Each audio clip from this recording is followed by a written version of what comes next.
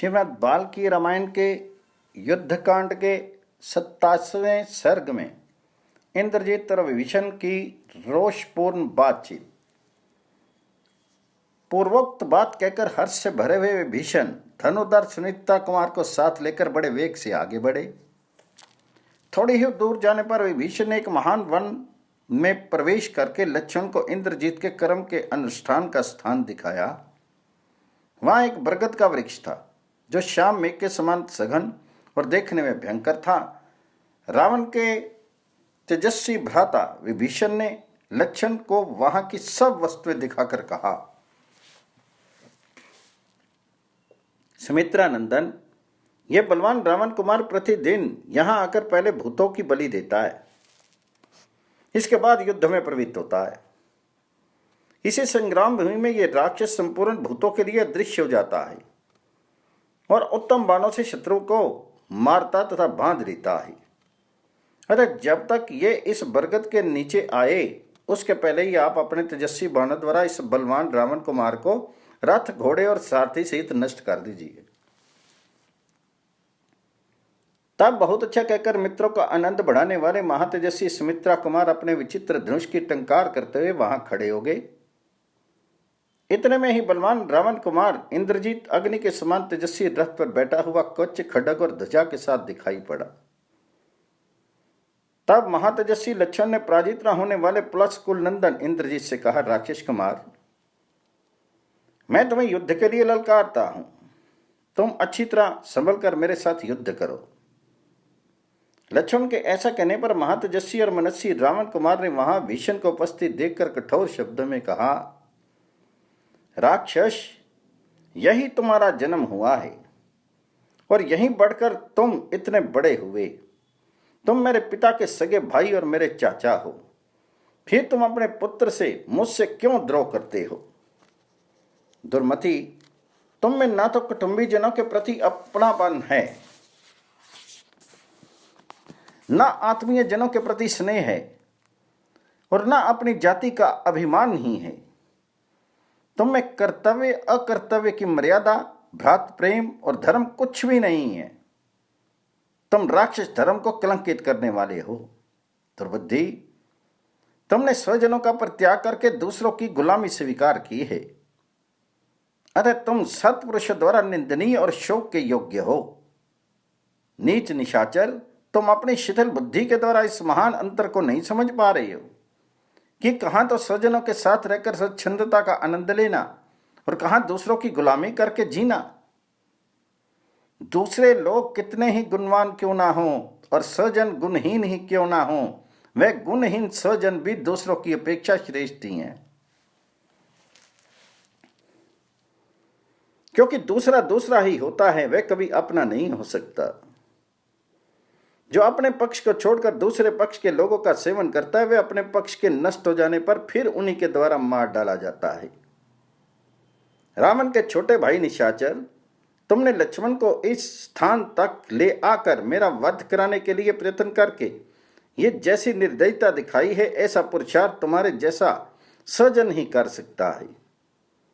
तुम्हारे सिवा दूसरा किसी स्वजन के लिए ऐसा करना संभव नहीं है। अपने भतीजे के ऐसा कहने पर विभीषण ने उत्तर दिया, राक्षस, तुम आज ऐसी शिकी क्यों भगाड़ता है?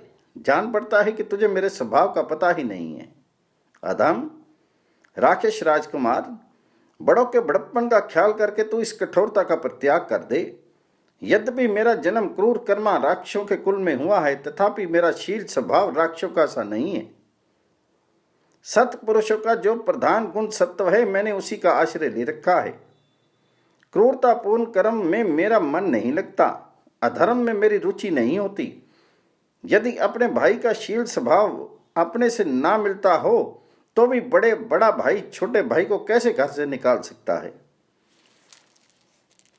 परंतु मुझे घर से निकाल दिया गया, फिर मैं दूसरे सत्पुरुष का आश्रय क्यों ना लूं?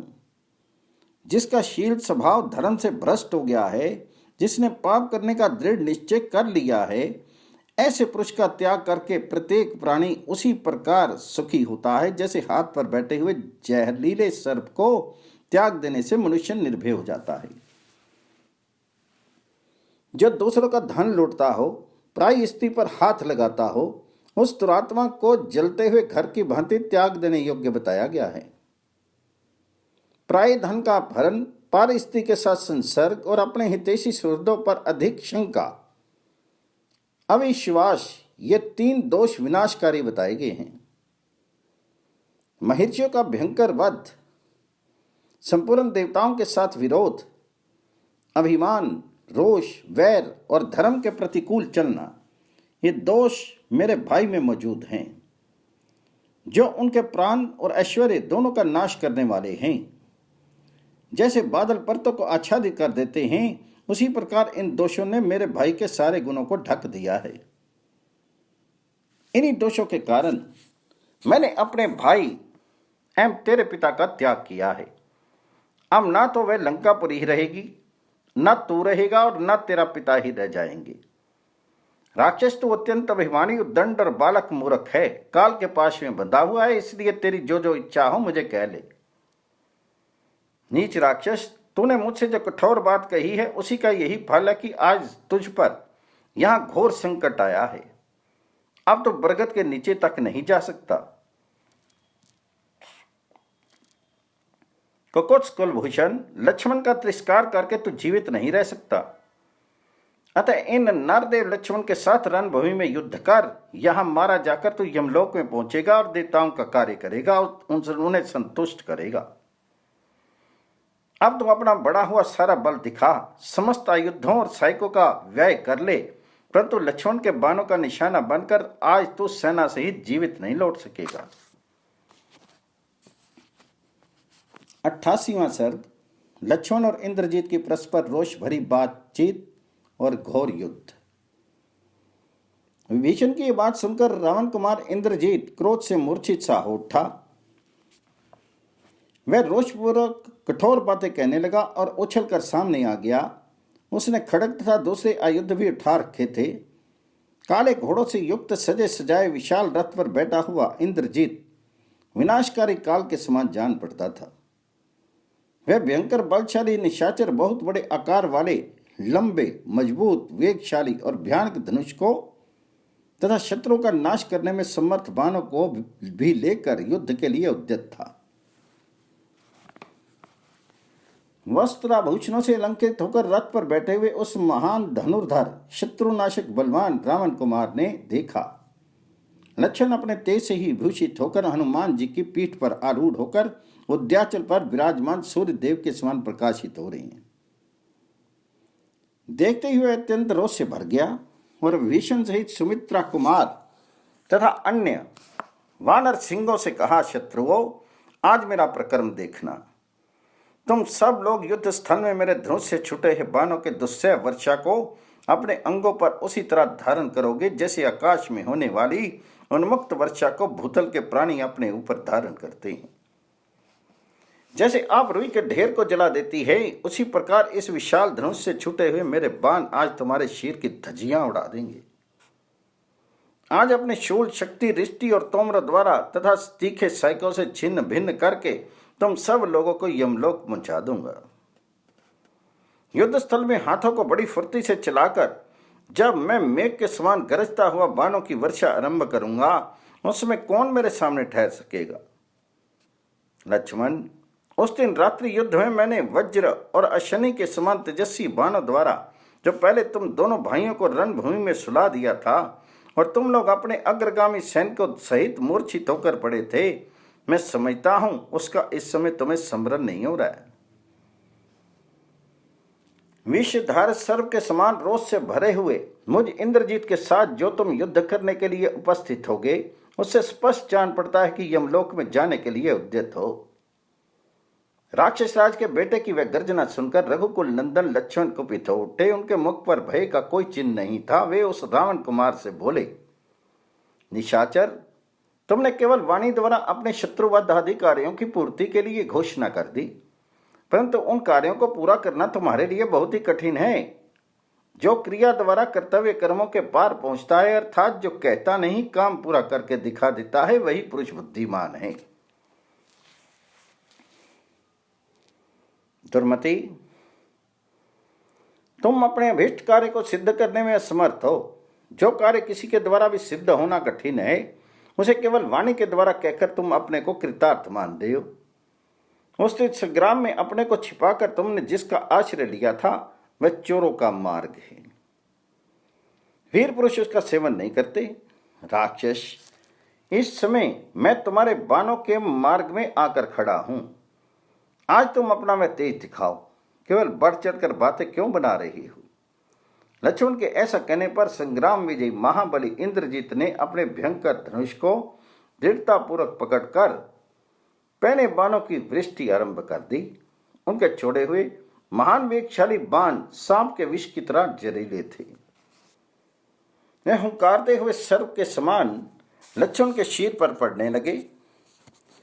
वेगवान रावण कुमार इंद्रजीत ने उन अत्यंत वेगशाली बाणों द्वारा युद्ध में शुभ लक्ष्मण को घायल कर दिया। बाणों से उनका शीर अत्यंत क्षत विक्षत हो गया। फिर रक्त से नहा उठे। उस अवस्था में श्रीमान लक्ष्मण धूम रहित प्रज्वलित अग्नि के समान शोभा पा रहे थे। इंद्रजीत अपना यह प्रकर्म देखकर लक्ष्मण के पास जा बड़े जोर से गर्जना करके व्योम बोला, सुमित्रा कुमार, मेरे धनुष से छूटे हुए तेज धार वाले पंखधारी बाण शत्रु के जीवन का अंत कर देने वाले हैं। ये आज तुम्हारे प्राण लेकर ही रहेंगे। लक्ष्मण, आज मेरे द्वारा मारे जाकर जब तुम्हारे प्राण निकल जाएंगे, तब तुम्हारी लाश पर झुंड के झुंड गीदड़, बाज और गीध टूट पड़ेंगे। परम दुर्बुद्धि राम, तुम जैसे जैसे अनार्य क्षत्रिय धम एवं अपने भक्त भाई को आज ही मेरे द्वारा मारा गया देखोगे। सुमित्रा कुमार, तुम्हारा कवच खिसक कर पृथ्वी पर गिर जाएगा, धनुष भी दूर जा पड़ेगा और तुम्हारा मस्तक भी धड़ से अलग कर दिया जाएगा। इस अवस्था में राम आज मेरे हाथ से मारे गए तुमको देखेंगे। इस तरह कठोर बातें कहते हुए रावण कुमार इंद्रजीत ने अपने प्रयोजन को जानने वाले लक्ष्मण ने कुपित होकर ये युक्ति युक्त उत्तर दिया, क्रूर कर्म करने वाले दुर्बुद्धि राक्षस, बकवास का बल छोड़ दे। तो ये सब बातें कहता क्यों है? करके दिखा। निशाचर, जो काम अभी किया नहीं उसके लिए यहां व्यर्थ ढींग क्यों हाँकता है? तो जिसे कहता है उस कार्य को पूरा कर, जिससे तुझे तेरी इस बड़ा चढ़ाकर कही हुई बात पर विश्वास हो। नरभक्षी राक्षस, तो देख लेना, मैं कोई कठोर बात न कहकर तेरे ऊपर किसी तरह का अपक्षेप नहीं करके आत्म प्रशंसा किए बिना ही तेरा वध करूंगा। ऐसा कहकर लक्ष्मण ने उस राक्षस की छाती में बड़े वेग से 5 नाराज मारे, जो धनुष को कान तक खींच कर छोड़े गए थे। सुंदर पंखों के कारण अत्यंत वेग से जाने वाले और प्रज्वलित सर्प के समान दिखाई देने वाले वे बाण उस राक्षस की छाती पर सूर्य की किरणों के समान प्रकाशित हो रहे थे। लक्ष्मण के बाणों से आहत होकर रावण कुमार रोष से आग बबूला हो उठा। उसने अच्छी तरह चलाए हुए 3 बाणों से लक्ष्मण को भी घायल करके बदला चुकाया। एक और पुरुष सिंह लक्ष्मण थे और दूसरी ओर राक्षस सिंह इंद्रजीत। दोनों युद्ध स्थल में एक दूसरे पर विजय पाना चाहते थे। उन दोनों का वह तमल संग्राम महाभयंकर था। वे दोनों वीर प्रकर्मी, बल संपन्न, विक्रमशाली, परम दुर्जय तथा अनुपम बल और तेज से युक्त होने के कारण अत्यंत दुर्जय थे। जैसे आकाश में 2 ग्रह टकरा गए हों, उसी तरह वे दोनों वीर परस्पर जूझ रहे थे। उस युद्ध स्थल में वे इंद्र और वृत्तासुर के समान दुर्धर्ष जान पड़ते थे। वे महामनसी नरश्रेष्ठ तथा राक्षस प्रवर वीर जैसे 2 सिंह आपस में लड़ रहे हों, उसी प्रकार युद्ध करते थे और बहुत से बाणों की वर्षा करते हुए युद्ध भूमि में डटे हुए थे। दोनों ही बड़े हर्ष और उत्साह के साथ एक दूसरे का सामना करते थे। तदंतर दशरथ नंदन शत्रुसूदन लक्ष्मण ने कुपित हुए सर्प की भांति लंबी सांस खींचते हुए अपने धनुष पर अनेक बाण रखे और उन सबको राक्षस राज इंद्रजीत पर चलाया। उनके धनुष की डोरी से प्रकट होने वाली टंकार ध्वनि सुनकर राक्षस राज इंद्रजीत का मुंह उदास हो गया। और वह चुपचाप लक्ष्मण की ओर देखने लगा। रावण कुमार इंद्रजीत का मुंह उदास देखकर विभीषण ने युद्ध में लगे हुए सुमित्रा कुमार से कहा, माँ बाहो, इस समय रावण पुत्र इंद्रजीत में मुझे जो लक्षण दिखाई दे रहे हैं उससे जान पड़ता है कि निस्संदेह इसका उत्साह भंग हो गया है, अतः आप इसके वध के लिए शीघ्रता करें। तब सुमित्रा कुमार ने विषधर सर्पों के समान भयंकर बाणों को धनुष पर चढ़ाया और उन्हें इंद्रजीत को लक्ष्य करके चला दिया। वे बाण क्या थे? महाविशीले सर्प थे। उन बाणों का स्पर्श इंद्र के वज्र की भांति दुस्सह था। लक्ष्मण के चलाए हुए उन बाणों की चोट खाकर इंद्रजीत 2 घड़ी के लिए मूर्छित हो गया। उसकी सारी इंद्रियां विक्षुब्ध हो उठी। थोड़ी देर में जब होश हुआ और इंद्रियां सुस्थिर हुई, तब उसने रणभूमि में दशरथ कुमार और लक्ष्मण को खड़ा देखा। देखते ही उनके नेत्र रोष से लाल हो गए और वह सुमित्रा कुमार के सामने गया। वहां पहुंचकर वह उनसे कठोर वाणी में बोला, सुमित्रा कुमार, पहले युद्ध में मैंने जो पराक्रम दिखाया था उसे क्या तुम भूल गए? उस दिन तुमको और तुम्हारे भाई को भी मैंने बांध लिया था। उस समय तुम युद्ध भूमि में पड़े पड़े छटपटा रहे थे। उस महायुद्ध में वज्र एवं अशनि के द्वारा, उसके समान तेजस्वी बाणों द्वारा मैंने तुम दोनों भाइयों को पहले धरती पर सुला दिया था। तुम दोनों अपने अग्रगामी सैनिकों के साथ मूर्छित होकर पड़े थे। अथवा मालूम होता है कि तुम्हें उन सब बातों की याद नहीं आ रही है। यह स्पष्ट जान पड़ता है कि तुम यमलोक में जाना चाहते हो, इसलिए तुम मुझे पराजित करने की इच्छा रखते हो। यदि पहले युद्ध में तुमने मेरा पराक्रम नहीं देखा है तो आज तुम्हें दिखा दूंगा। इस समय सुस्थिर भाव से खड़े रहो। ऐसा कहकर तीखी धार वाले 7 बाणों से उसने लक्ष्मण को घायल कर दिया और 10 उत्तम सहायकों द्वारा हनुमान जी पर प्रहार किया। तत्पश्चात दोनों रोष से भरे हुए उस पराक्रमी निशाचर ने अच्छी तरह से छोड़े गए 100 बाणों द्वारा विभीषण को क्रोधपूर्वक शत विशत कर दिया। इंद्रजीत द्वारा किए गए इस पराक्रम को देखकर श्री राम के छोटे भाई लक्ष्मण ने उसकी कोई परवाह नहीं की और हंसते हंसते कहा, यह तो कुछ नहीं है। साथ ही और नरश्रेष्ठ लक्ष्मण ने मुख पर भय की छाया तक नहीं आने दी। उन्हें युद्ध स्थल में कुपित होकर भयंकर बाण हाथ में लिए और उन्हें रावण कुमार को लक्ष्य करके चला दिया। फिर वे बोले, निशाचर, रणभूमि में आए हुए शूरवीर इस तरह प्रहार नहीं करते। तुम्हारे ये बाण बहुत हल्के और कमजोर हैं। इनसे कष्ट नहीं होता, सुख ही मिलता है। युद्ध की इच्छा रखने वाले शूरवीर सम्रांगन में इस तरह युद्ध नहीं करते हैं। ऐसा कहते हुए धनुधर वीर लक्ष्मण ने उस राक्षस पर बाणों की वर्षा आरंभ कर दी। लक्ष्मण के बाणों से इंद्रजीत का महान कवच जो सोने का बना हुआ था टूटकर रथ की बैठक में बिखर गया। मानो आकाश से तारों का समूह टूटकर गिर पड़ा हो। कवच कट जाने पर नाराजों के प्रहार से वीर इंद्रजीत के सारे अंगों में घाव हो गए। वह सम्रांगन में रक्त से रंजित हो प्रातःकाल के सूर्य की भांति दिखाई देने लगा। तब भयानक पराक्रमी वीर रावण कुमार ने अत्यंत कुपित होकर समर भूमि में लक्ष्मण को शस्त्रों बाणों से घायल कर दिया। इससे लक्ष्मण का भी दिव्य एवं विशाल कवच छिन्न भिन्न हो गया। वे दोनों शत्रु दमन वीर एक दूसरे के प्रहार का जवाब देने लगे। वे बारंबार हांफते हुए भयानक युद्ध करने लगे। युद्ध स्थल में बाणों के आघात से दोनों के सारे अंग शत विशत हो गए थे। अतः वे दोनों सब ओर से लहूलुहान हो गए। दोनों वीर दीर्घ काल तक एक दूसरे पर पहने बाणों का प्रहार करते रहे। दोनों ही महामनस्वी तथा युद्ध की कला में निपुण थे। दोनों भयंकर पराक्रम प्रकट करते थे और अपनी अपनी विजय के लिए प्रयत्नशील थे। दोनों के शीर बाण समूह से व्याप्त थे। दोनों के ही कवच ध्वज कट गए थे, जैसे 2 झरने जल बहा रहे हैं। उसी तरह वे दोनों अपने शीर से गरम गरम रक्त बहा रहे थे। दोनों ही भयंकर गर्जना के साथ बाणों की घोर वर्षा कर रहे थे। मानो प्रलय काल के 2 नील मेघ आकाश में जल की धारा बरसा रहे। वहां जूझते हुए उन दोनों वीरों का बहुत अधिक समय व्यतीत हो गया, परंतु वे दोनों ना तो युद्ध में विमुख हुए और ना उन्हें थकावट ही हुई। दोनों ही अस्त्रवेताओं में श्रेष्ठ थे और बारंबार अपने अस्त्रों का प्रदर्शन करते थे। उन्होंने आकाश में छोटे बड़े बाणों का जाल सा बांध दिया। वे मनुष्य और राक्षस दोनों वीर बड़ी फुर्ती के साथ अद्भुत और सुंदर ढंग से बाणों का प्रहार करते थे। उनके बाण चलाने की कला में कोई दोष नहीं दिखाई देता था। वे दोनों घोर घमासान युद्ध कर रहे थे। बाण चलाते समय उन दोनों की हथेली और प्रत्यंचा का भयंकर एवं तुमुल नाद पृथक पृथक सुनाई देता था, जो भयंकर वज्रपात की आवाज के समान श्रोताओं के हृदय में कंप उत्पन्न कर देता था। उन दोनों रण उन्मत्त वीरों का वह शब्द आकाश में परस्पर टकराते हुए दो महाभयंकर मेघों की गड़गड़ाहट के समान शोभित होता था।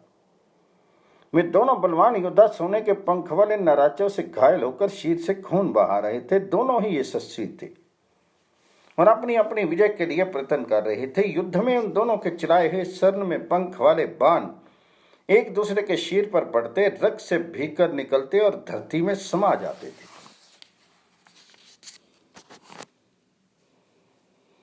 उनके हजारों मन आकाश में तीखे शस्त्रों से टकराते और उन्हें तोड़कर टुकड़े टुकड़े कर डालते थे।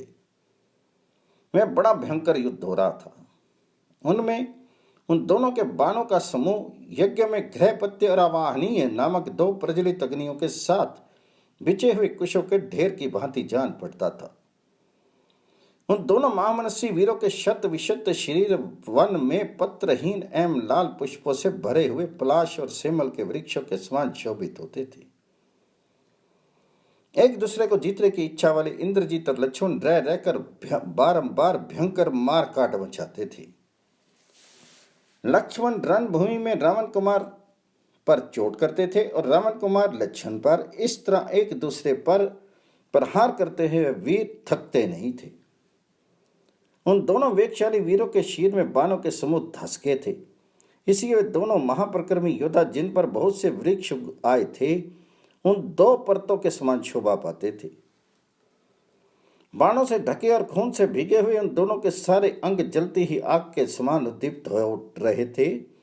इस तरह युद्ध करते करते उन दोनों का बहुत समय व्यतीत हो गया, परंतु वे दोनों ना तो युद्ध से विमुख हुए, ना उन्हें थकावट ही हुई। युद्ध के बहाने पर पराजित न होने वाले लक्ष्मण के युद्ध जनित श्रम का निवारण तथा उनके प्रिय एवं हित का संपादन करने के लिए महात्मा भीषण युद्ध भूमि में आकर खड़े हो गए। इस प्रकार श्री वाल्मीकि निर्मित आर्ष रामायण आदि काव्य में युद्ध कांड में 88वां सर्ग भी पूर्ण हुआ। श्रीमद् वाल्मीकि रामायण के युद्ध कांड के 9वें सर्ग में विभीषण का राक्षसों पर प्रहार, उनका वानर योद्धपतियों को प्रोत्साहन देना, लक्ष्मण द्वारा इंद्रजीत के सारथी का और वानरों द्वारा उसके घोड़ों का वध। लक्ष्मण और इंद्रजीत को दो मदमत हाथियों की भांति परस्पर विजय पाने की इच्छा से युद्ध आसक्त होकर जूझते देखकर उन दोनों के युद्ध को देखने की इच्छा से रावण के बलवान भाई शूरवीर विभीषण सुंदर धनुष धारण किए उस युद्ध के महाने पर आकर खड़े हो गए। वहां खड़े होकर उन्होंने अपने विशाल धनुष को खींचा और राक्षसों पर तेज धार वाले बड़े बड़े बाणों को बरसाना आरंभ किया। जैसे वज्र नामक अस्त्र बड़े बड़े पर्वतों को विदीर्ण कर देते हैं, उसी प्रकार विभीषण के चलाए हुए बाण, जिनका स्पर्श आग के समान जलाने वाला था, राक्षसों पर गिरकर उनके अंगों को चीरने लगे। विभीषण के अनुचर भी राक्षस में श्रेष्ठ वीर थे, अतः वे भी सम्रांगन में शूल, खड्ग और पटशों द्वारा वीर राक्षसों का संहार करने लगे। उन चारों राक्षसों से घिरे हुए विभीषण धृष्ट गज शावकों के बीच में खड़े हुए गजराज की भांति शोभा पाते थे। राक्षसों में श्रेष्ठ विभीषण सम्योचित कर्तव्य को जानते थे, इसलिए उन्होंने वानरों को, जिन राक्षसों का वध करना प्रिय था, युद्ध के लिए प्रेरित करते हुए वह समय के अनुरूप बात कही। वानरेश्वर, अब खड़े खड़े क्या देखते हो? राक्षस राज रावण का ये एकमात्र सहारा है जो तुम्हारे सामने खड़ा है। रावण की सेना का इतना ही भाग अवशेष रह गया है। इस युद्ध के महाने पर इस पापी राक्षस इंद्रजीत के मारे जाने पर रावण को छोड़कर उसकी सारी सेना को मरी हुई समझो। वीर प्रहस्त मारा गया। महाबली निकुंभ, कुंभकर्ण कुंभ तथा निशाचर धूम्राक्ष भी काल के गाल में चले गए। जम्बूमाली, महामाली, तीक्ष्णवेग, शनि प्रभ, सुतघ्न, यज्ञकोप, राक्षस वज्रदंष्ट, सरलादि, विकट, अरिघ्न, तपन, मंद, प्रघास, प्रघस, परजंग, जंग, दुर्जय, अग्निकेतु, प्राकर्मी, रश्मि केतु, विद्युंजय, द्विज, राक्षस, सूर्य शत्रु, अकंपन, सुपार्श, निशाचर, चक्रमाली, कंपन तथा वे दोनों शक्तिशाली वीर देवांतक और नरांतक ये सभी मारे जा चुके हैं। इन अत्यंत बलशाली बहुसंख्यक राक्षस शिरोमणियों का वध करके तुम लोगों ने हाथों से तैर कर समुद्र पार कर लिया है। अब गाय की खुरी के बराबर यह छोटा सा राक्षस बचा हुआ है, अतः ऐसे भी शीघ्र ही लांघ जाओ। वानरो, इतनी ही राक्षस सेना और शेष रह गई है जिसे तुम्हें जीतना है।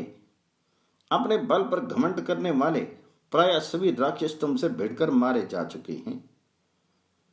मैं इसके बाप का भाई हूं, इस नाते ये मेरा पुत्र है, अतः मेरे लिए इसका वध करना अनुचित है। तथापि श्री रामचंद्र जी के लिए दया को तिलांजलि दे मैं अपने इस भतीजे को मारने के लिए उद्यत हूं। जब मैं स्वयं मारने के लिए इस पर हथियार चलाना चाहता हूं, उस समय आंसू मेरी दृष्टि बंद कर देते हैं, अतः वे महाबाहु लक्षण ही इसका विनाश करेंगे। मान लो, तुम लोग झुंड बनाकर इसके समीपवर्ती सेवकों पर टूट पड़ो और उन्हें मार डालो। इस प्रकार अत्यंत यशस्वी राक्षस भीषण के प्रेरित करने पर वानर योधपति हर्ष और उत्साह से भर गए और अपनी पूंछ पटकने लगे। फिर वे सिंह के समान प्रकर्मी वानर बारंबार गरजते हुए उसी तरह नाना प्रकार के शब्द करने लगे जैसे बादलों को देख मोर अपनी बोली बोलने लगते हैं। अपने यूथ वाले समस्त भालुओं से घिरे हुए जामवान तथा वे वानर पत्थरों, नखों और दांतों से वहां राक्षस को पीटने लगे। अपने ऊपर प्रहार करते हुए ऋक्षराज जामवान को उन महाबली राक्षसों ने भय छोड़कर चारों ओर से घेर लिया। उनके हाथ में अनेक प्रकार के अस्त्र शस्त्र थे। वे राक्षस सेना का संहार करने वाले जामवान पर युद्ध स्थल में बाणों, तीखे फरसों, पटचों, डंडों और तोमरों द्वारा प्रहार करने लगे। वानरों और राक्षसों का वह महायुद्ध क्रोध से भरे हुए देवताओं और असुरों के संग्राम की भांति बड़ा भयंकर हो चला। उसे बड़े जोर जोर से भयानक कोलाहल होने लगा। उससे महामनस्वी हनुमान जी ने लक्षण को अपनी पीठ से उतार दिया और स्वयं भी अत्यंत कुपित होकर पर्वत शिखर से एक शाल वृक्ष काटकर शस्त्रों राक्षसों का संहार करने लगे। शत्रुओं के लिए उन्हें परास्त करना बहुत ही कठिन था। शत्रु वीरों का संहार करने वाले बलवान इंद्रजीत ने अपने चाचा को भी घोर युद्ध का अवसर देकर पुनः लक्षण पर धावा किया। लक्षण और इंद्रजीत दोनों वीर उस समय रणभूमि में बड़े वेग से जूझने लगे। वे दोनों बाण समूहों की वर्षा करते हुए एक दूसरे को चोट पहुंचाने लगे। वे महाबली वीर बाणों का जाल सा बिछाकर बारंबार एक दूसरे को ढक देते थे, ठीक उसी तरह जैसे वर्षा काल में वेगशाली चंद्रमा और सूर्य बादलों से आच्छादित हो जाया करता है।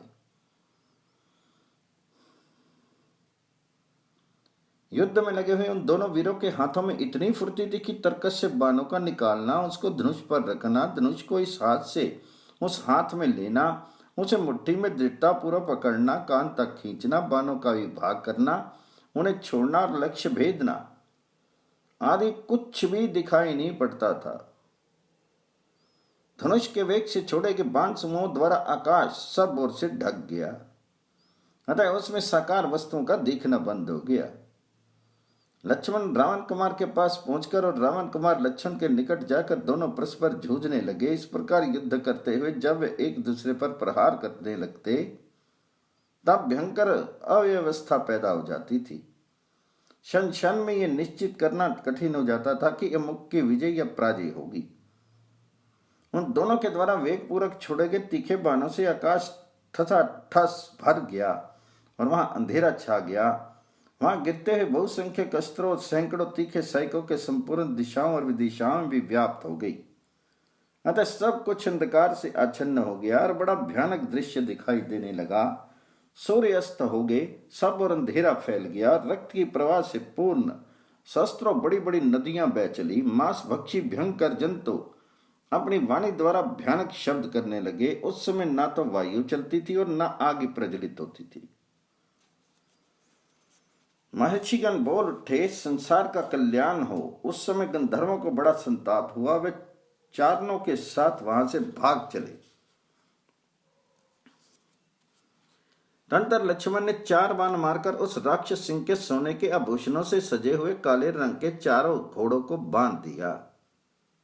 तत्पश्चात रघुकुल नंदन श्रीमान लक्ष्मण ने दूसरे तीखे पानीदार सुंदर पंख वाले और चमकीले भल्ल से, जो इंद्र के वज्र की समानता करता था तथा जिसे कान तक खींचकर छोड़ा गया था, रणभूमि में विचरते हुए इंद्रजीत के सारथी का मस्तक शीघ्रतापूर्वक धड़ से लाग कर दिया।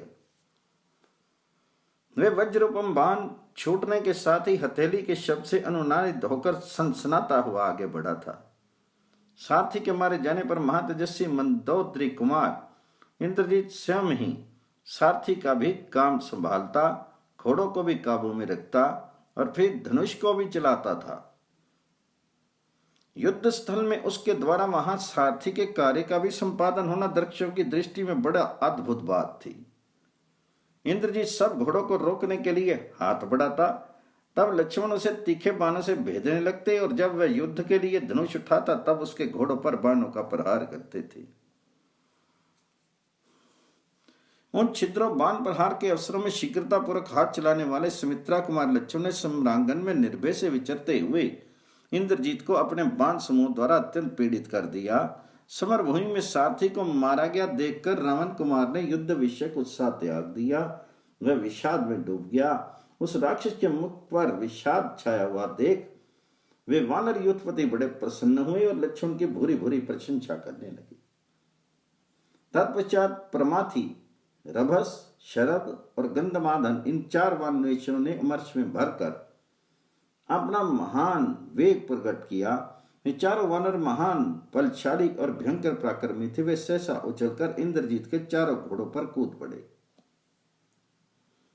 उन पर्वताकार वानरों के भार से दब जाने के कारण घोड़ों के मुखों से खून निकलने लगा। उनसे रौंदे जाने के कारण घोड़ों के अंग भंग हो गए और वे प्राणहीन होकर पृथ्वी पर गिर पड़े। इस प्रकार घोड़ों की जान लेकर इंद्रजीत के विशाल रथ को भी तोड़ फोड़कर वे चारों वानर पुनः वेग से उछले और लक्ष्मण के पास आकर खड़े हो गए। साथी तो पहले ही मारा गया था। जब घोड़े भी मार डाले गए तब रावण कुमार रथ से कूद पड़ा और बाणों की वर्षा करता हुआ सुमित्रा कुमार की ओर बढ़ा। उस समय इंद्र के समान प्रकर्मी लक्ष्मण ने श्रेष्ठ घोड़ों के मारे जाने से पैदल चलकर युद्ध में तीखे उत्तम बाणों की वर्षा करते हुए इंद्रजीत को अपने बाण समूह की मार से अत्यंत घायल कर दिया। 90वां सर्ग इंद्रजीत और लक्ष्मण का भयंकर युद्ध तथा इंद्रजीत का वध। घोड़ों के मारे जाने पर पृथ्वी पर खड़े हुए महातेजस्वी निशाचर इंद्रजीत का क्रोध बहुत बढ़ गया। वह तेज से प्रज्वलित सा हो उठा। इंद्रजीत और लक्ष्मण दोनों के हाथ में धनुष थे। दोनों ही अपनी अपनी विजय के लिए एक दूसरे के सम्मुख युद्ध में प्रवृत्त हुए थे। वे अपने बाणों द्वारा परस्पर वध की इच्छा रखकर वन में लड़ने के लिए निकले हुए 2 गजराजों के समान एक दूसरे पर गहरी चोट करने लगे। वानर और राक्षस भी परस्पर संहार करते हुए इधर उधर दौड़ते रहे, परंतु अपने अपने स्वामी का साथ नहीं छोड़ सके। तदनंतर रावण कुमार ने प्रसन्न होकर प्रशंसा करके राक्षस का हर्ष बढ़ाते हुए कहा, श्रेष्ठ निशाचरों, चारों दिशाओं में अंधकार छा रहा है, तो यहाँ अपने या पराये की पहचान नहीं हो रही है। इसलिए मैं जाता हूँ, दूसरे रथ पर बैठकर शीघ्र युद्ध के लिए आऊंगा। तब तक तुम लोग वानरों को मुंह में डालने के लिए निर्भय होकर ऐसा युद्ध करो जिससे मामनस्सी वानर नगर में प्रवेश करते समय मेरा सामना करने के लिए ना आए। ऐसा कहकर शत्रुहंता रावण कुमार वानरों को चकमा दे रथ के लिए लंकापुरी में चला गया। उसने एक स्वर्णभूषित सुंदर रथ को सजाकर उसके ऊपर प्रास, खड्ग तथा बाण आदि आवश्यक सामग्री रखी। फिर उसमें उत्तम घोड़े जुतवाए और अश्व हाँकने की विद्या के जानकार तथा हितकर उपदेश देने वाले सारथी को उस पर बिठाकर वह महातेजस्वी समर विजयी रावण कुमार स्वयं भी उस रथ पर आरूढ़ हुआ। फिर प्रमुख राक्षसों को साथ लेकर और मंदोदरी कुमार काल शक्ति से प्रेरित हो नगर से बाहर निकला। नगर से निकलकर इंद्रजीत ने अपने वेगशाली घोड़ों द्वारा विभीषण सहित लक्षण पर बलपूर्वक धावा किया। रावण कुमार को रथ पर बैठा देख सुमित्रानंदन लक्ष्मण, महाप्रकर्मी वानरगण तथा राक्षसगण विभीषण सबको बड़ा विस्मय हुआ। सभी उस बुद्धिमान निशाचर की फुर्ती देखकर दंग रह गए। तत्पश्चात क्रोध से भरे हुए रावण पुत्र ने अपने बाण समूहों द्वारा रणभूमि में सैकड़ों और हजारों वानर युद्धपतियों को गिराना आरंभ किया। युद्ध विजयी रावण कुमार ने अपने धनुष को इतना खींचा कि वह मंडलाकार बन गया। उसने कुपित होकर बड़ी शीघ्रता के साथ वानरों का संहार आरंभ किया। उसके नाराजों की मार खाते हुए भयानक प्रकर्मी वानर सुमित्रा कुमार लक्ष्मण की शरण में गए, मानो प्रजा ने प्रजापति की शरण ली हो। तब शत्रु के युद्ध से रघुकुल नंदन लक्ष्मण का क्रोध भड़क उठा। वे रोष से जल उठे। उन्होंने अपने हाथ की फुर्ती दिखाते हुए उस राक्षस के धनुष को काट डाला। यह देखकर उस निशाचर ने तुरंत ही दूसरा धनुष लेकर उसकी प्रत्यंचा चढ़ाई, परंतु लक्ष्मण ने 3 बाण मारकर उसके उस धनुष को भी काट दिया। धनुष कट जाने पर विस्तर सर्प के समान 5 भयंकर बाणों द्वारा सुमित्रा कुमार ने रावण कुमार की छाती में गहरी चोट पहुंचाई। उसके विशाल धनुष से छूटे हुए वे बाण इंद्रजीत का शीर छेदकर लाल रंग के बड़े बड़े सर्पों के समान पृथ्वी पर गिर पड़े। धनुष कट जाने पर उन बाणों की चोट खाकर मुंह से रक्त वमन करते हुए रावण पुत्र ने पुनः एक मजबूत धनुष हाथ में लिया। उसकी प्रत्यंचा भी बहुत ही दृढ़ थी। फिर तो उसने लक्ष्मण को लक्ष्य करके बड़ी फुर्ती के साथ बाणों की वर्षा आरंभ कर दी, मानो देवराज इंद्र जल बरसा रहे हों। यद्यपि इंद्रजीत द्वारा की गई उस बाण वर्षा को रोकना बहुत ही कठिन था, तो भी शत्रु दमन लक्ष्मण ने बिना किसी घबराहट के उसको रोक दिया। रघुकुल नंदन महातेजस्वी लक्ष्मण के मन में तनिक भी घबराहट नहीं थी। उन्होंने उस रावण कुमार को जो अपना पुरुष दिखाया वह अद्भुतशाही था। उन्हें अत्यंत कुपित होकर अपनी शीघ्र असंचालन की कला का प्रदर्शन करते हुए उन समस्त राक्षसों को प्रत्येक के शीर में 3-3 बाण मारकर घायल कर दिया तथा राक्षस राज के पुत्र इंद्रजीत को भी अपने बाण समूह द्वारा गहरी चोट पहुंचाई। शत्रुहंता प्रबल शत्रु के बाणों से अत्यंत घायल होकर इंद्रजीत ने लक्ष्मण पर लगातार बहुत बाण बरसाए, परंतु शत्रु वीरों का संहार करने वाले रथियों में श्रेष्ठ धर्मात्मा लक्ष्मण ने अपने पास तक पहुंचने से पहले ही उन बाणों को अपने तीखे सैकों द्वारा काट डाला और रणभूमि में रथी इंद्रजीत के सारथी का मस्तक भी झुकी हुई गांठ वाले भल से उड़ा दिया। सारथी के न रहने पर भी वहां उसके घोड़े व्याकुल नहीं हुए। पूर्ववत शांत भाव से रथ को ढोते रहे और विभिन्न प्रकार के पैंतरे बदलते मंडलाकार गति से दौड़ लगाते रहे। वह एक अद्भुत सी बात थी। सदृढ़ पराक्रमी सुमित्रा कुमार लक्ष्मण अमरश के वशीभूत होकर रण क्षेत्र में उनके घोड़ों को भयभीत करने के लिए उन्हें बाणों से भेदने लगे। रावण कुमार इंद्रजीत युद्ध स्थल में लक्ष्मण के इस पराक्रम को नहीं सह सका। उसने उस अमरशील सुमित्रा कुमार को 10 बाण मारे। उनके वे वज्रतुल्य बाण सर्प के विष की भांति प्राण घाती थे, तथापि लक्ष्मण के सुनहरी कांति वाले कवच से टकराकर वहीं नष्ट हो गए। लक्ष्मण का कवच अभेद्य है ऐसा जानकर रावण कुमार इंद्रजीत ने उनके लाट में सुंदर पंख वाले 3 बाण मारे। उसने अपनी अस चलाने की फुर्ती दिखाते हुए अत्यंत क्रोधपूर्वक उन्हें घायल कर दिया। लाट में धसे हुए उन बाणों से युद्ध की श्लाघा रखने वाले रघुकुल नंदन लक्ष्मण संग्राम के मुहाने पर 3 शिखरों वाले पर्वत के समान शोभा पा रहे थे। उस राक्षस के द्वारा युद्ध में बाणों से इस प्रकार पीड़ित किए जाने पर भी लक्ष्मण ने उस समय तुरंत 5 बाणों का संधान किया और धनुष को खींचकर चलाए हुए उस बाणों के द्वारा सुंदर कुंडलों से शोभित इंद्रजीत के मुखमंडल को शत विशत कर दिया। लक्ष्मण तथा इंद्रजीत दोनों वीर महाबलवान थे। उनके धनुष भी बहुत बड़े थे। भयंकर पराक्रम करने वाले वे योद्धा एक दूसरे को बाणों से घायल करने लगे। इससे लक्ष्मण और इंद्रजीत दोनों के शीर लहूलुहान हो गए। रणभूमि में वे दोनों वीर फूले हुए पलाश के वृक्षों की भांति शोभा पा रहे थे। उन दोनों धनुर्धर वीरों के मन में विजय पाने के लिए दृढ़ संकल्प था। अतः वे आपस में भिड़कर एक दूसरे के सभी अंगों को भयंकर बाणों का निशाना बनाने लगे। इसी बीच में सम्रोचित क्रोध से युक्त हुए रावण कुमार ने विभीषण के सुंदर मुख पर 3 बाणों का प्रहार किया, जिसके अग्रभाग में लोहे के फल लगे हुए थे। ऐसे 3 बाणों से राक्षस राज विभीषण को घायल करके इंद्रजीत ने उन सभी वानर युद्धपतियों पर एक एक बाण का प्रहार किया। इससे महातेजस्वी विभीषण को उन पर बड़ा क्रोध आया और उन्होंने अपनी गदा से उस दुरात्मा रावण कुमार के 4 घोड़ों को मार डाला, जिनका सारथी पहले ही मारा जा चुका था। अब घोड़े भी मार डाले गए। उस रथ से नीचे कूदकर महातेजस्वी इंद्रजीत ने अपने चाचा पर शक्ति का प्रहार किया। उस शक्ति को आती देखकर सुमित्रा का आनंद बढ़ाने वाले लक्ष्मण ने तीखे बाणों से काट डाला और 10 टुकड़े करके उसे पृथ्वी पर गिरा दिया। तत्पश्चात सदृढ़ धनुष धारण करने वाले विभीषण ने जिनके घोड़े मारे गए थे, उस इंद्रजीत पर कुपित हो उनकी छाती में 5 बाण मारे, जिसका स्पर्श वज्र के समान दुस्सह था। सुनहले पंखों से शोभित और लक्ष्य तक पहुंचने वाले वे बाण इंद्रजीत के शीर को विदीर्ण करके उसके रक्त में सन गए और लाल रंग के बड़े बड़े सर्पों के समान दिखाई देने लगे। तब महाबली इंद्रजीत के मन में अपने चाचा के प्रति बड़ा क्रोध हुआ। उसने राक्षसों के बीच में यमराज का दिया हुआ उत्तम बाण हाथ में लिया। उस महान बाण को इंद्रजीत के द्वारा धनुष पर रखा गया।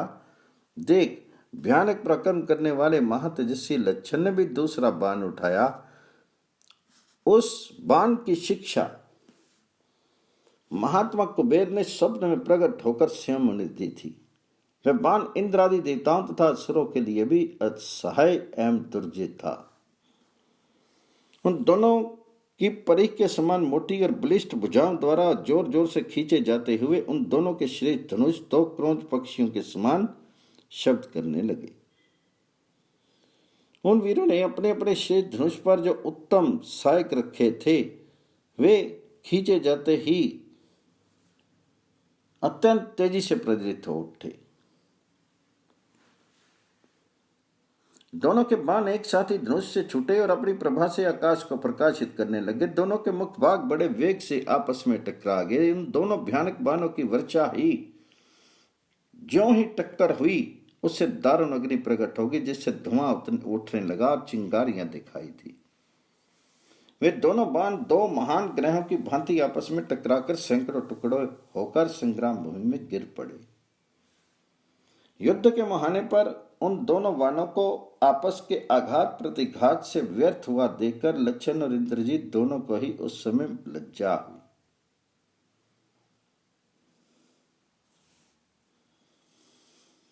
फिर दोनों एक दूसरे के प्रति अत्यंत रोष से भर गए। सुमित्रा नंदन लक्ष्मण ने कुपित होकर वरुण अस्त्र उठाया। साथ ही उस रणभूमि में खड़े हुए इंद्रजीत ने रौद्र अस्त्र उठाया और उसे वारुण शास्त्र के प्रतिकार के लिए छोड़ दिया। उस रौद्र अस्त्र से आहत होकर लक्ष्मण का अत्यंत अद्भुत वरुण अस्त्र शांत हो गया। तंत्र समर विजयी महातेजस्वी इंद्रजीत ने कुपित होकर दीप्तिमान आग्नेय अस्त्र का संधान किया, मानो वह उसके द्वारा समस्त लोगों का प्रलय कर देना चाहता हो। परंतु वीर लक्ष्मण ने सूर्य अस्त्र के प्रयोग से उसे शांत कर दिया। अपने अस्त्र को प्रतिहत हुआ देख रावण कुमार इंद्रजीत अचेत सा हो गया। उसने आसुर नामक शत्रु नाशक तीखे बाण का प्रयोग किया। फिर तो उसके उस धनुष से चमकते हुए कूट, मुद्गल, शूल, भुषंडी, गदा, खड्ग और फरसे निकलने लगे। रणभूमि में उस भयंकर आसुर अस्त्र को प्रकट हुआ देखकर तेजस्वी लक्ष्मण ने संपूर्ण अस्त्र शस्त्र को विदीर्ण करने वाले माहेश्वर अस्त्र का प्रयोग किया, जिसका समस्त प्राणी मिलकर भी निवारण नहीं कर सकते थे। उस माहेश्वर अस्त्र के द्वारा उन्होंने उस आसुर अस्त्र को नष्ट कर दिया। इस प्रकार उन दोनों में अत्यंत अद्भुत और रोमांचकारी युद्ध होने लगा। आकाश में रहने वाले प्राणी लक्ष्मण को घेर कर खड़े हो गए। भैरव गर्जना से गूंजते हुए वानरों और राक्षसों के उस भयानक युद्ध के छिड़ जाने पर आश्चर्यचकित हुए बहुसंख्यक प्राणी आकाश में आकर खड़े हो गए। उनसे घिरे हुए उस आकाश की अद्भुत शोभा हो रही थी। ऋषि, पितर, देवता, गंधर्व, गरुड़ और नाग भी इंद्र को आगे करके रणभूमि में सुमित्रा कुमार की रक्षा करने लगे। तत्पश्चात लक्ष्मण ने दूसरा उत्तम बाण अपने धनुष पर रखा, जिसका स्पर्श आग के समान जलाने वाला था। उसमें रावण कुमार को विदीर्ण कर देने की शक्ति थी। उसमें सुंदर पर लगे थे। उस बाण का सारा अंग सुडौल एवं गोल था। उसकी गांठ भी सुंदर थी। वह बहुत ही मजबूत और सन से भूषित था। उसमें शीर को चीर डालने की क्षमता थी। उसे रोकना अत्यंत कठिन था। उसके आघात को सह लेना भी बहुत मुश्किल था। वह राक्षसों को भयभीत करने वाला तथा विस्तर सर्प के विष की भांति शत्रु के प्राण लेने वाला था। देवताओं द्वारा उस बाण की सदा ही पूजा की गई थी। पूर्व काल के देवासुर संग्राम में हरे रंग के घोड़ों से युक्त रथ वाले प्रकर्मी, शक्तिमान एवं महातेजस्वी इंद्र ने उसी बाण से दानों पर विजय पाई थी। उसका नाम था इंद्रस्त्र। मैं युद्ध के अवसरों पर कभी पराजित या सफल नहीं हुआ था। शोभा संपन्न वीर सुमित्रा कुमार लक्ष्मण ने अपने उत्तम धनुष पर उस श्रेष्ठ बाण को रखकर उसे खींचते हुए अपने अभिप्राय को सिद्ध करने वाली ये बात कही, यदि दशरथ नंदन भगवान श्री राम धर्मात्मा और सत्य प्रतिज्ञ हैं तथा पुरुषार्थ में उनकी समानता करने वाला दूसरा कोई वीर नहीं है, तो हे अस्त्र, तुम इस रावण पुत्र का वध कर डालो। सम्रांगन में ऐसा कहकर शत्रु वीरों का संहार करने वाले वीर लक्ष्मण ने सीधे जाने वाले उस बाण को कान तक खींचकर इंद्रस्त्र से संयुक्त करके इंद्रजीत को ओर छोड़ दिया। धनुष से छूटते ही इंद्र अस्त्र ने जगमगाते हुए कुंडलों से युक्त इंद्रजीत के सिर शस्त्रांग सहित दीप्तिमान मस्तक को धड़ से काटकर धरती पर गिरा दिया। राक्षस पुत्र इंद्रजीत का कंधे पर से कटा हुआ वह विशाल सिर, जो खून से लथपथ हो रहा था, भूमि पर सन के समान दिखाई देने लगा। इस प्रकार मारा जाकर कवच, सिर और शिरस्त्राण सहित रावण कुमार धाराशायी हो गया। उसका धनुष दूर जा गिरा। जैसे वृतासुर का वध होने पर देवता प्रसन्न हुए थे, उसी प्रकार इंद्रजीत के मारे जाने पर विभीषण सहित समस्त वानर हर्ष से भर गए और जोर जोर से सिंहनाद करने लगे। आकाश में देवताओं, महात्मा, ऋषियों, गंधर्वों और अप्सराओं का भी विजय जनित हर्षनाद गूंज उठा। इंद्रजीत को धाराशायी हुआ जान राक्षसों की वह विशाल सेना विजय से उल्लसित होकर वानरों की मार खाकर संपूर्ण दिशाओं में भागने लगी। वानरों द्वारा मारे जाते हुए राक्षस अपनी शुद्ध बुद्ध खो बैठे और अस्त्र शस्त्रों को छोड़कर तेजी से भागते हुए लंका की ओर चले गए। राक्षस बहुत डर गए थे, इसलिए वे सब के सब पट्टिश, खड्ग और फरसे आदि शस्त्रों को त्याग कर सैकड़ों की संख्या में एक साथ ही सब दिशाओं में भागने लगे। वानरों से पीड़ित होकर कोई डर के मारे लंका में घुस गए, कोई समुद्र में कूद पड़े और कोई कोई पर्वत की चोटी पर चढ़ गए। इंद्रजीत मारा गया और रणभूमि में सो रहा है, ये देखकर हजारों राक्षसों में से एक ही वहां खड़ा नहीं दिखाई दिया। जैसे सूर्य के अस्त हो जाने पर उसकी किरणें नहीं ठहरती हैं, उसी प्रकार इंद्रजीत के धाराशायी होने पर वे राक्षस वहां रुक नहीं सके, संपूर्ण दिशाओं में भाग गए। महाबाहु इंद्रजीत निष्प्राण हो जाने पर शांत किरणों वाले सूर्य तथा बुझी हुई आग के समान निस्तेज हो गया। उस समय राक्षस राजकुमार इंद्रजीत के समर भूमि में गिर जाने पर सारे संसार की अधिकांश पीड़ा नष्ट हो गई। सबका शत्रु मारा गया और सभी हर्ष में भर गए।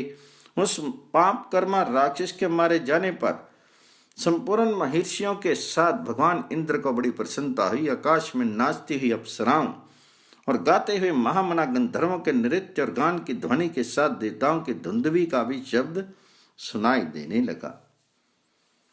देवता आदि वहां फूलों की वर्षा करने लगे। वह दृश्य अद्भुत सा प्रतीत होता था। उस क्रूर कर्मा राक्षस के मारे जाने पर वहां की उड़ती हुई धूल शांत हो गई। संपूर्ण लोगों को भय देने वाले इंद्रजीत के धाराशायी होने पर जल स्वच्छ हो गया। आकाश में निर्मल दिखाई देने लगा और देवता तथा दानव हर्ष से खिल उठे। देवता, गंधर्व और दानव वहां आए और सब एक साथ संतुष्ट होकर बोले, अब ब्राह्मण लोग निश्चिंत एवं क्लेश शून्य होकर सर्वत्र विचरे। सम्रांगण में अप्रतिम बलशाली निशाचर शिरोमणि इंद्रजीत को मारा गया देखकर हर्ष से भरे हुए वानर योद्धपति लक्ष्मण का अभिनंदन करने लगे। विभीषण, हनुमान और रीछ योद्धपति जामवान ये इस विजय के लिए लक्ष्मण जी का अभिनंदन करते हुए उनकी भूरी भूरी प्रशंसा करने लगे। हर्ष एवं रक्षा का अवसर पाकर वानर किलकिलाते, कूदते और गश्ते हुए वहां रघुकुल नंदन लक्ष्मण को घेर कर खड़े हो गए।